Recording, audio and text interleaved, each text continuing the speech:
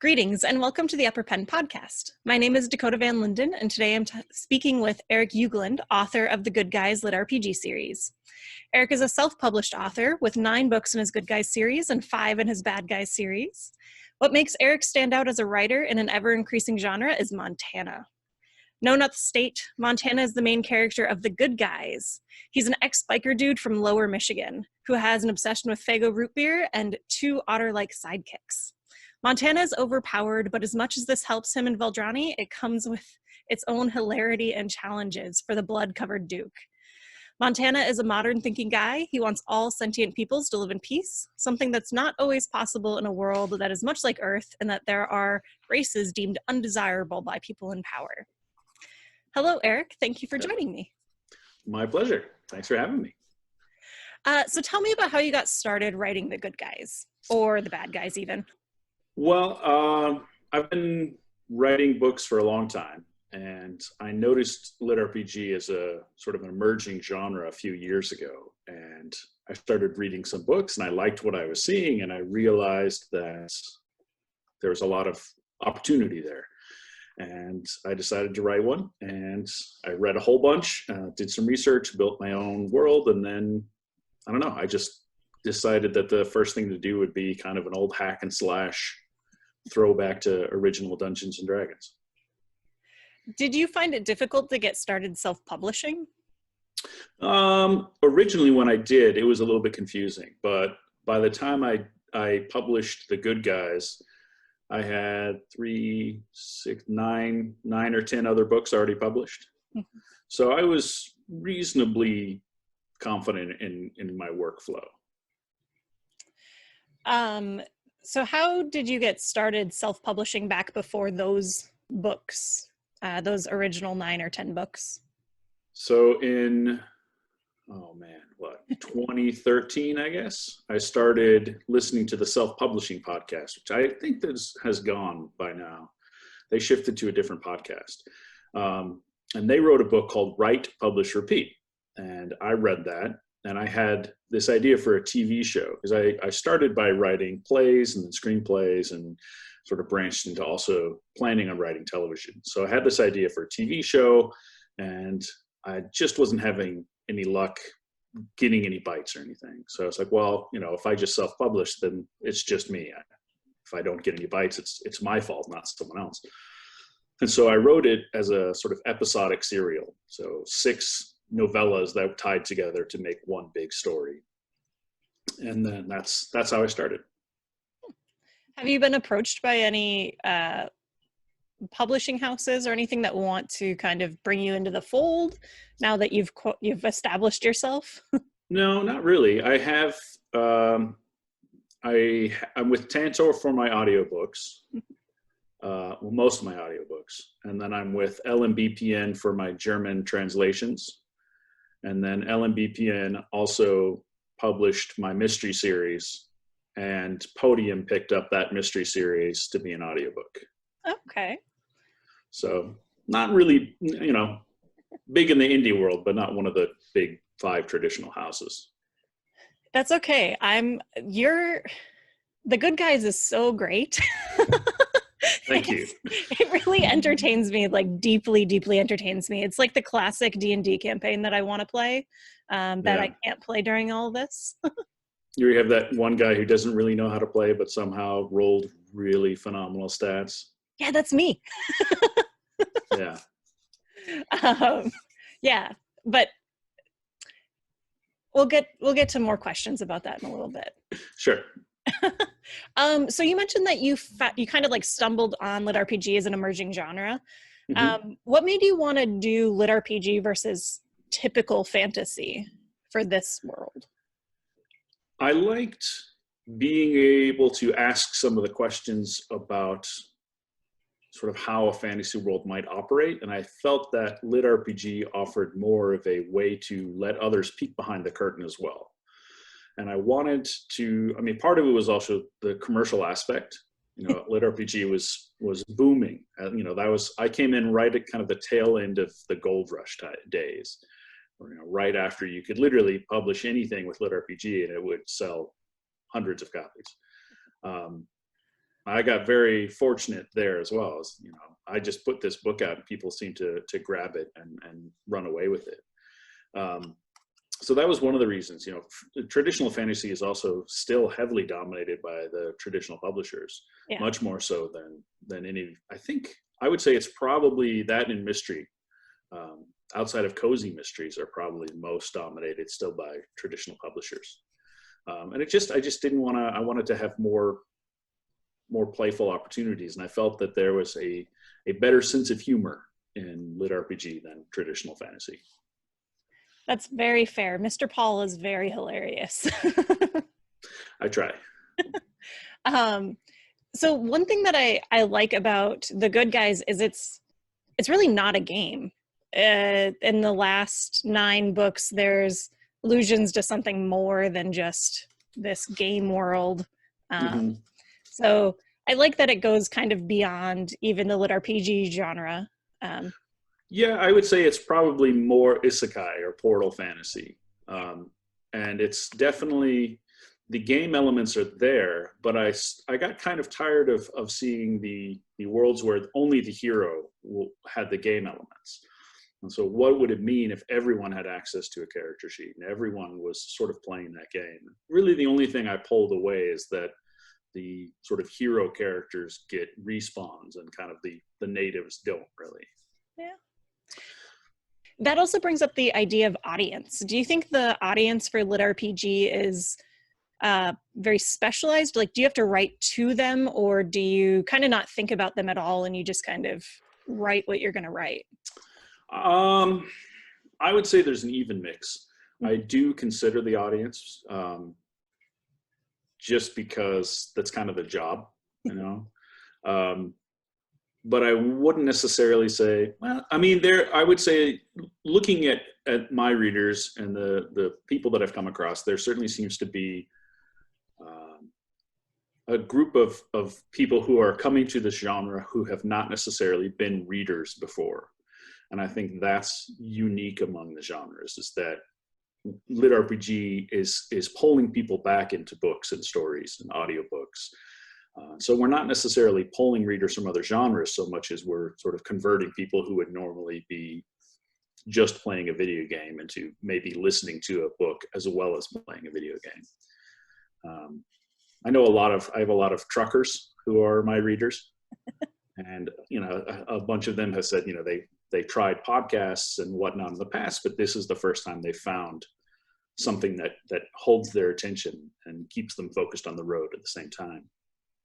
So when I am writing, I do tend to think that I look at the tropes that are more common within LitRPG, and then look at sort of what's available to pull from in terms of what's popular in fantasy, and then how to bridge that gap, or what's popular in video games or tabletop role-playing games, and how to incorporate that. But then I also try to make sure that it lives within a realistic world. You know, how does something like having fireball spells available on tap change the way that the world is functions, and how warfare functions, and what can magic do in the terms of sort of sanitation and having so many different types of creatures? You know, can centaurs climb normal stairs? I haven't figured that one out yet, but that's funny. Now I'm just imagining a horse going upstairs, and right? I know they can go up ramps, but I don't know about stairs. Like, what kind of furniture would they need? Yeah. You know? I'm insanely jealous of Montana's shower that's just like got hot water on demand and is basically a waterfall, although it seems painful at first. Yeah, I mean, it has, yeah. They were not that much into engineering for comfort when they built that. Yes. So much as just diverting a waterfall. Or just cleaning Montana. Which would require a waterfall. Yes. The other thing that I wanted to ask about audience is, I noticed that a lot of other LitRPG kind of focuses on either a very generalized audience, like they write, something of like Dakota Kraut. I know that he doesn't really swear in his work, and he doesn't have any like suggestive situations. But here you don't seem to, like, Montana gets into weird shit all the time. And he swears so much. Yeah. Well, he's an amalgamation of, at least his language of, I used to work as a stagehand, and I met a lot of sort of people at that fringe, stagehands and teamsters and bikers kind of all run in the same circles. And yeah, swearing is just a part of life. But my other series, The Bad Guys, is basically no swearing. Okay. And I did that on purpose to give people sort of different entry points. If swearing was something that made them uncomfortable, there's a different series that they could read that wouldn't have that sort of language. But I also think it's kind of impossible to write LitRPG without the violence and the brutality, because that's just part and parcel of the way that that games have evolved. So I listen to audiobooks when I work at so I work at a grocery store, and when I'm stocking shelves or like cleaning or whatever, I have an audiobook on. And sometimes I forget that LitRPG can be kind of violent. And then Montana will be ripping the head off of something and there will be entrails. And I'm like, oh, that's really loud. Yeah. But, yeah, I mean, as far as that, I mean, that's just, I feel like, yeah, that's just partly part of him and kind of the consequence of strength. And in reading sort of the historical battles, they were very gruesome. Like those weapons did not do clean kills. God, no. Isn't it like broadswords broke more bones than they actually cut? Like, yeah, I mean, yeah, it's not pleasant. So how did you get in contact with Neil Helligers as your book narrator? That is all thanks to Tantor. Oh, yeah, because you have the contract. Yep. I realized early on that the best thing I could do is write more books. That's the way I could best grow my business, is just to produce content. And so even though I could probably be earning more income directly from the audiobooks if I was managing every aspect myself, I don't have the time to do that and still produce a book every other month. And so yeah, I decided take a chance on Tantor, and they sent me some different narrators, and I said, yeah, this guy sounds good, and just let Neil run with it. And he's phenomenal. He's brought it to life in a way that I could never have imagined. Did you have much input on how he pronounced words or how he sounded at all? Yes and no. He asked me for specific things. And usually he'll say, how do you pronounce this word, and is it like this? And 90% of the time I just go with that. So I just accept that, there are certain words that he says differently than I would, but at this point I trust him to make that decision, because obviously the readers really like the way he's going with it. So I just let him most of the time run with whatever it is. There's a couple of hard to pronounce words, because I pull a lot from Old Norse and Old High Germanic, some of those old Northern European languages. And so sometimes I do have to do a little research in terms of telling him how that would have been pronounced in the real world. But I mean, it's all fantasy. So ultimately it's however he wants to make it sound that works for me. What is a word that he pronounces different than you would? Valdrani. In my head, it's Valdrani. Oh. Because I got it from Ghostbusters. Okay. I can see that. But for copyright reasons, it's a whole lot better that he says it differently. Yes. Now I'm not going to be sure how to say it. I'm probably still going to say Valdrani, but now I'm going to know. Just go with Valdrani. That's the legally appropriate way to say it. The other thing that I think he says a little bit funny is Ragnar. I always expect Ragnar, but it's Ragnar. Yeah, he's kind of got that the Brooklyn accent on Ragnar. A little bit. And I definitely, in my head, I have my Norwegian ancestry is no, it's Ragnar. But that's one of the things that I like about him as a narrator for these books, though, is it takes it beyond just Earth and he kind of like Well, it is supposed to be Montana's voice, and he is a guy from not quite Detroit, and he probably would mispronounce a lot of things. Ragnar is more of a Midwest than it would be Minnesota or South Dakota, where they actually have more of a Norwegian population. That is very fair. So something that I just want to know is, do you have a D&D 5th edition sheet for Montana, or like, how do you keep track of his stats? Well, partly, if you've read enough of the books, you know that poorly would be how I have done keeping track of his stats. Now I actually have a couple, and they listen to the books and read them with a better eye than I ever could, and they keep track of all of it for me. And we have a world anvil that we're building, and everything's on there so far. So now I can just pop over there, and then we can have conversations, have I ever said this? What color of eyes did this person have? And they have it all tracked. But I think one of the things that maybe even other authors don't realize is you can't, at least as far as in my books, you can't actually think of it like a real game, because the main characters would break it.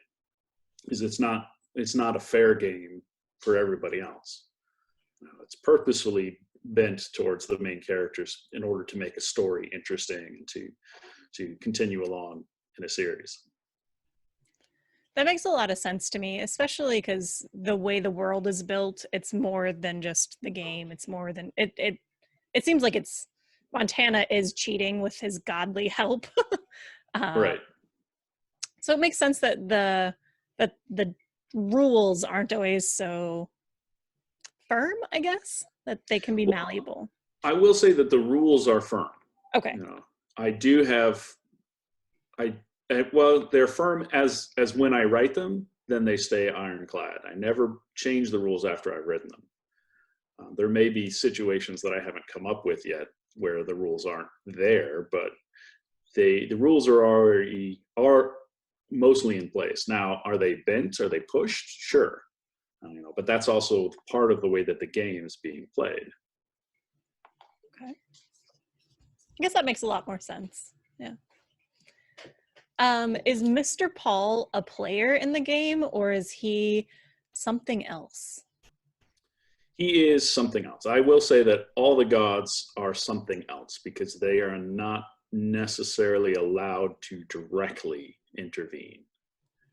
So they couldn't necessarily just go down and smite everybody they wanted to. Mr. Paul always talks about how he can't say something, or he can't help Montana too much, or like people are watching him. Right. So that was just a curiosity. So there's a separate set of rules that he is bound by. Okay. So he's a player in a different kind of game, it feels like. Yeah, I would say that's an accurate way of only mildly spoiling things. Very mild spoilers there. It comes on pretty quick that he's got some stuff going on, though. Right. That's why, Yeah. Second chapter spoilers. Okay. I try not to spoil anything. Usually I don't talk very far into the book. But I guess I've already mentioned the waterfall shower. Well, it gets tough when you're talking to people who have longer series, And so, like, especially if I really like the series and I'm like, I just want to talk to you about the thing that happens in the 9th book, and you're like, no, don't do that. Well, I have a Discord, and there's only one channel where you can go and you can, it's the spoiler channel. It's like the only time that we make people use spoiler tags there is the week after a book is released, but otherwise, you're anything else is free in that channel. With how quickly you produce content, is it a problem for spoilers aside from that 1 week, or? Even then, I don't think so. I think it seems like my readers are fantastic, and I really haven't had any negative incidents with anyone there. And they just seem to enjoy what's coming. That they don't want to spoil that for anybody else, at least so far. And I think one of the other things, like LitRPG readers are voracious. And I don't think they have the time to spoil something else for someone because they're already moving on to the next book.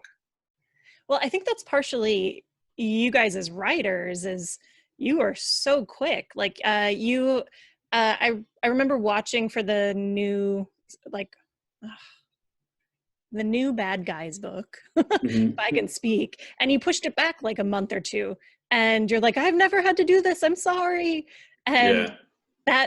that seemed like it distraught you more than it would have like customers even. Or Well, I think if it became a regular thing, it probably would annoy them a lot. But it does, it's a mark of professionalism for me to, hit the deadlines when I say, this is when the book is going to be out. And then because I also, I like giving pre-orders so that people know when the next book is going to come, so that the sort of cliffhangers aren't as bad. They can point to, okay, well, at least I know that's when it's going to be. And, I had to push that back by 3 weeks. Mhm.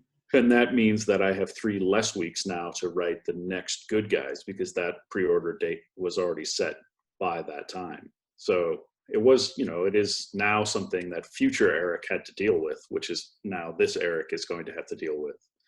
That, I have to write the next book in 6 weeks. That's all I have for the next book. That is a very quick turnaround. Yeah. Oh gosh. How long do the couple that proofread it, and how long do they have it for? Best case scenario, they usually get it for about a week. Okay. But, sometimes they read it when everybody else reads it. And I ask questions as I go. That makes sense. And usually I can keep track of everything that's happening in the current book. It's usually, what was this in book 3 that I said, or, what color of hair did I say this character had in book 5? I think it was book 5. And then they'll come back and say, well, you said it was blonde in book 4 when you introduced them, and then brown in book 6 when you introduced them. So you have to pick. Well, maybe the summer's changed and there's less sun bleaching their hair. Right. Or, magic. Magic. Little hand wavium. Exactly. So Montana's a really wonderful character. I really enjoy him and the fact that he's from Michigan, which I'm from the Upper Peninsula. That's why Right. the Upper Pen. But did you try and play around with the kind of character you would put through so much crap? Or was he just it? I think I had him picked from the start. I knew that was the path I wanted to take him on. I knew some guys who had sort of made terrible decisions up to a certain point, and then they got their second lease on life. One of my good friends, who has since passed away, he was really deep into a life of crime, and he just got lucky with the way the police bungled the investigation, and he got to walk away with no jail time, no slap on the wrist, nothing. And he looked at that as, this is, I could look at it as I got lucky and I can go back to doing what I was doing. But he just walked away from that entire life and started completely anew. And so I was, wondering, I found that just such an interesting story, and that's kind of what I wanted to tell, but then mixed with swords and dragons and buckets of blood. Buckets and buckets and buckets of blood. I would not want to be one of Montana's people because of how he smells. Yeah. Or can you imagine the laundry there? No, although magic. Yeah. I'm hoping that his magic is a big part of that. Or they just burn his clothes. Well, so at some points they do just destroy his clothes, but his magic pants don't really get destroyed. Like, they can get ruined, but then Iona gave him another set, if I'm Yeah, but then he left them in the other. Yeah. Yep. Without saying too much. He left them in the other place. The other place. Yeah, so there's no way to get those back. So one of the things that I wasn't sure about when the book started was you make Montana overpowered so quickly. Mm-hmm. How do you keep it interesting for readers? Obviously you do. I mean, you pulled me through 9 books. Um, I mean, the easiest part is to make someone who cares more about other people than themselves. So he can be as overpowered as he wants, but if he cares more about someone else, then all that person just has to be in danger, and then there's the stakes in the scene. yeah. Okay. So I give him some weak people around him that he cares about, and then that means it doesn't matter how strong or powerful he becomes. If he makes it through something but his friend doesn't, then he still loses. Okay. That makes sense to me, because the most riveting scenes are usually when he's trying to do something and there's somebody else involved. Yeah. That makes sense. That was a concern though. When I first went in, I was like, oh, it's just going to be him beating people up. And then it was funnier than I imagined it was going to be. It was hilarious. So the last thing that I really love about Montana is, like you said, he's really a person of people. So his equality streak, which annoys other characters in the books, it seems really fitting for him to just want to make a place for other people to be safe and happy and be able to live, because that's what it seems like Valdrani was for him. Was that always part of the story, or did you? Yes and no. Certainly, the more that I've had to examine, I guess, a realistic fantasy world, which is such a bizarre thing to be saying, but in trying to look at how the decisions would reverberate throughout. What does it mean to have a race like goblins who are just universally despised, or kobolds, or is it possible to have a race that's actually just evil? And I wanted to, and I'm still trying to figure all that out. So it's a bigger question I think I've managed to sort of grapple with, and I keep wondering if Montana is going to make a mistake in trusting somebody or some group that there might be a group of peoples who are just fundamentally not good. But I haven't been able to sort of say, yes, that's this group, or that it is possible. But yeah, I wanted to sort of explore that. Montana, as originally, he just wanted to not be a hero. He wanted to just have a little shack, and that was it. And he kept sort of finding situations where he had to be the one to step up, because sort of no one else was. And it just kept happening. It kept happening. And I think it was the realization of how lucky he had been in terms of what powers he'd been given. And therefore, Valdrani was never going to be that dangerous for him. But he could see how dangerous it was for everybody else. And I think he's also starting to realize that maybe he is not as powerful as he thinks he is, and that there are many, many things that are more powerful than even him. That makes a lot of sense. It's very confusing with the political stuff, because he doesn't care about it at all. So Right. most of it's happening in the background, and then but it has large implications for him and his little group. Well, that was another of the reasons I became so interested in writing the bad guys, is because here I was writing a character who didn't care about the politics, but then the politics were going to be so influential in everything that was happening. And I wanted a closer eye on it. So that's part of why I incorporate that into the bad guys. Okay. Do you enjoy writing the political intrigue? Yeah, to a certain extent. I like the urban side of things. I'm certainly fascinated by some of the historical governments that the Earth has had, and I sort of made Glaton a mix of the Holy Roman Empire and the original Roman Empire, and just sort of being able to play with that. And it just means that there's always something that can go wrong or happen somewhere.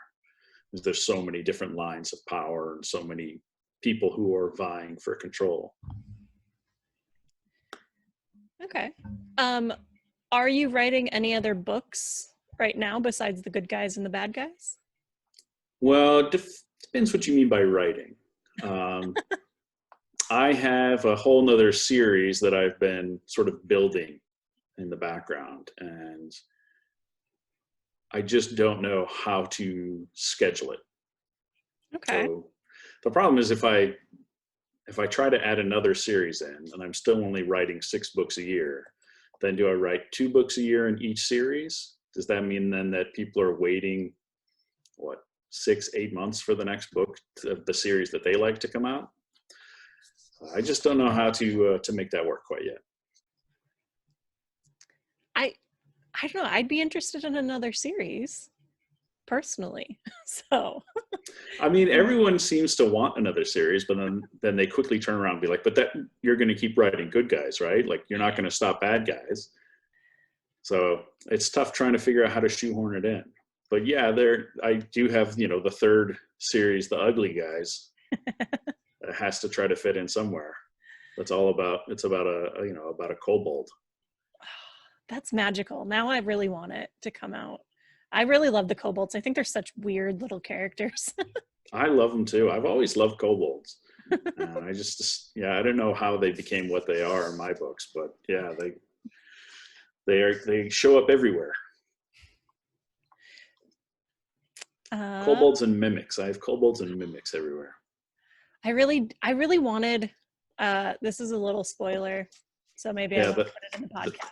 I know that the pet to have stayed with him. I know, he was just so cute, even though he wasn't. There's a pet one of those in the other series. True. That and Fritz. Fritz is a really good replacement. He's a fan favorite. Yeah. I can imagine. People keep talking about when I'm going to come out with Fritz stuffies or plushies. Do you have like merchandise? No, but that doesn't stop people from talking about it. The other one is Prinkies. Oh. Prinkies that would come with shiny pebbles. Oh my God. That was a beautiful moment when you just decided to give shiny pebbles to Nikolai forever. Mm-hmm. I do that to my boyfriend. He does not appreciate it. I mean, it started because my son does that. He picks up rocks that he thinks are cool, which could just be gravel. Yeah. And then now there's just rocks everywhere around my house. I leave him in my boyfriend's car usually because we're usually at the beach. And I've been doing this for the entire time we've been dating. So he's like, now other people do it too. I don't know what to do. Slowly, shocks come down on the car as they fill with rocks. It's the rattling that gets him because sometimes they'll be in like a Oh yeah, a cup holder. You get a couple in the cup holder. Yep. Oh, I've been there. I take it your son is a big fan of rocks. Oh yeah, he loves them. I mean, it kind of makes sense. My father was a geophysicist, so my father loves rocks. Oh. And my they have the path up to one of their houses, one of the doors on their house is a mixed gravel path. And because he's a geologist, he likes to buy all these tumbled and polished rocks. And then he just sort of scatters them into that path. And so for most people, they go, oh, that's a neat rock. And my son goes, oh, I'm going to pick that one up and that one up and that one up. And now you have your very own Prinky who doesn't explode into sparkles. That's right. Until he finds a jar of glitter.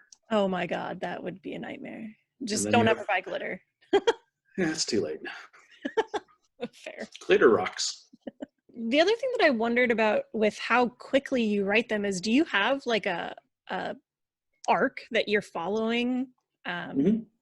Okay, so it's all like pre-planned, so you can kind of just get in and write? Yes and no. I have a general idea. I guess it would be more fair to say is I have a storyline that I'm kind of following, and a lot of it is sort of taking place in the background. So as I sort of explore what's happening with Clyde or Montana, I also know what's happening elsewhere in the world and how that's going to impact them. So I kind of know what's happening there, and then that guides what's going to be happening with the bad guys or the good guys. And I kind of know where I want it to go, and so I just kind of angle it towards that and see how many books it takes to get there. Okay. All right. Well, thank you, Eric, for joining me today. Of course. Thank you for having me. And thank you for watching. If you haven't yet, I highly suggest reading The Good Guys and maybe drink some Fago root beer while you do. Have a great day.